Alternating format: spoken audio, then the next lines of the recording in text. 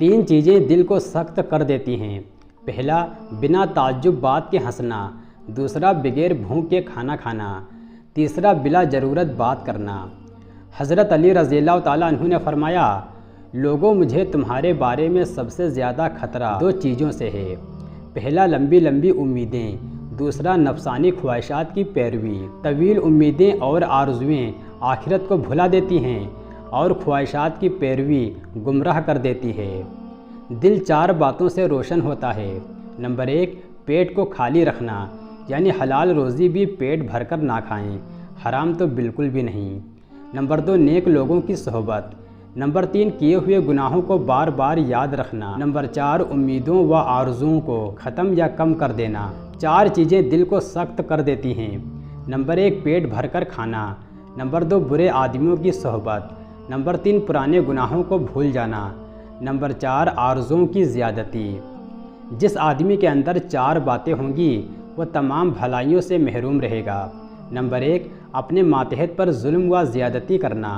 Number 2، والدین کا نافرمان۔ نمبر 3، غریب کو حقیر جاننے والا۔ نمبر 4، مسکین کو عار دلانے والا۔ حضرت ابن مسعود رضی اللہ تعالیٰ عنہ فرماتے ہیں، جس کو 3 چیزیں مل گئیں اس کو دنیا و آخرت کی بھلائی مل گئی۔ نمبر 1، اللہ کے ہر فیصلے پر راضی ہونا۔ نمبر 2، مصیبتوں پر صبر کرنا۔ نمبر 3، راحت کے وقت دعا کرنا۔